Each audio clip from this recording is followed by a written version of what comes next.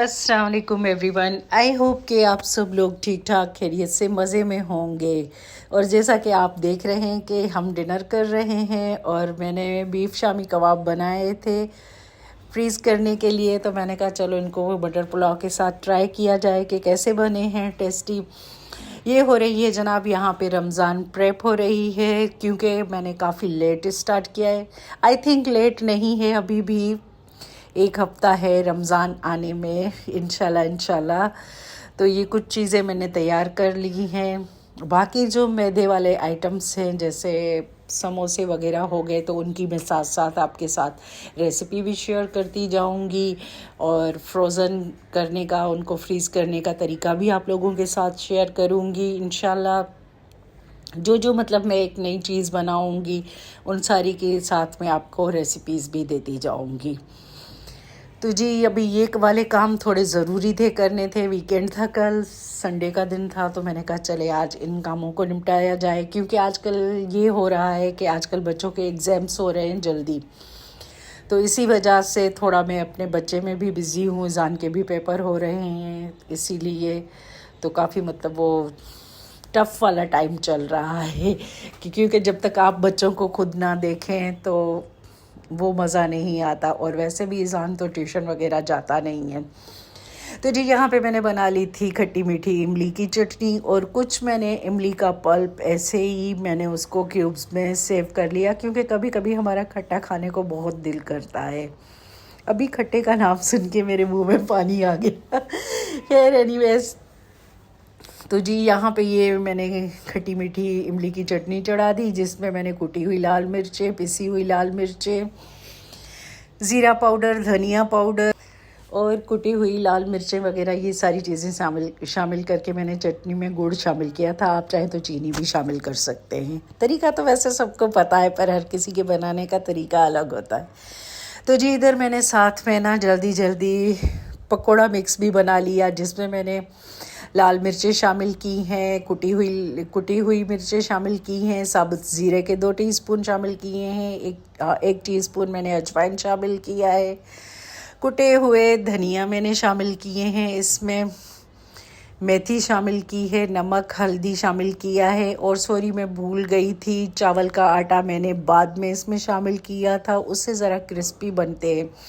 तो ये मैंने 1 kg का पकोड़ा मिक्स बना के रखा है, ताकि स्टार्टिंग वाले दिनों में जब तक हम यूज़ टू हों तो हमारी वही आदत रहे। यहाँ पे ये मैंने 4 मगज़ जिसको कहते हैं वो इसमें इमली में शामिल कर दिए चटनी में।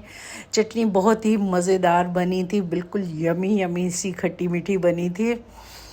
इसको आप छोड़ देंगे, इसमें कोई कॉर्नफ्लोर वगैरह कुछ ऐड नहीं किया था।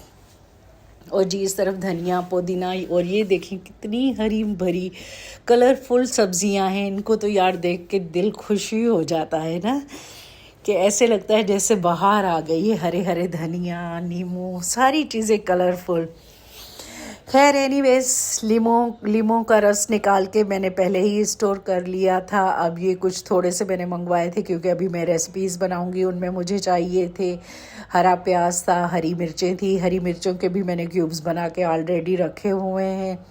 वो भी आई थिंक मैंने आपको इस साथ पिछले व्लॉग में शेयर किए थे। कुछ कुछ चीज़ें मतलब साथ साथ चल रही हैं सारी।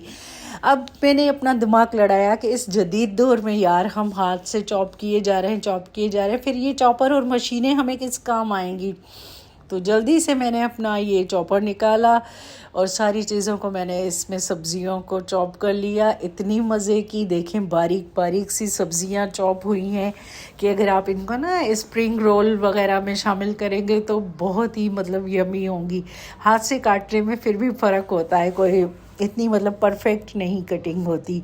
और ये गाजर देखें कितनी जैसे लच्छे लच्छे बन के तैयार हुई है ना, जूलियन कट, बिल्कुल मज़े की यमी। और हाँ, मैं गाजर का हलवा भी इसी तरह ही इस चॉपर में चॉप करके बनाती हूँ, उससे जल्दी जल्दी हो जाता है। घर अब वो पुराने ज़माने कद्दूकश लेके करते रहे। और स्प्रिंग अनियन को भी मैंने इसी में ही चॉप कर लिया। ये भी बहुत ही ज़बरदस्त चॉप हुए थे, आपको नज़र आ रहे हैं। वैसे ये छोटी छोटी सी चीज़ें होती हैं जो टाइम टेकिंग होती हैं। इधर जिंजर गार्लिक था, 1 पाव जिंजर, 1 पाव नहीं, 1.5 पाव गार्लिक था और 1 पाव जिंजर था। इनको भी मैंने चॉप कर लिया, पीसा नहीं था मैंने इनको, क्योंकि ये भी बहुत ही अच्छी मतलब बन जाती है। थोड़ा सा मैंने इसमें 1-1.5 टीस्पून ऑयल का शामिल कर दिया था ताकि इसका कलर चेंज ना हो। और ये देखें, यहाँ पे मैं ना हरा पार्ट इसका अलग कर दूंगी और जो वाइट वाला पार्ट है वो इसको अलग करके मैं जिपलॉक बैग में इनको पैक कर दूंगी। इसी तरह गोभी को भी मैंने 2 पैकेट बना के उसमें पैक कर लिया था और गाजर के भी मैंने 2 पैकेट बना लिए थे कि जितने मुझसे लगते हैं तो सही है, वरना बाकी चाइनीज़ राइस वगैरह ये तो पता है आपको कि बीच में बनते ही रहेंगे। क्योंकि मैंने इस दफ़ा सोचा है कि एक दिन मैं इफ्तारी बनाऊंगी और एक दिन खाना बनाऊंगी इस तरह से, क्योंकि रोज़ रोज़ तली हुई चीज़ें मतलब बहुत ही हैवी हो जाती हैं।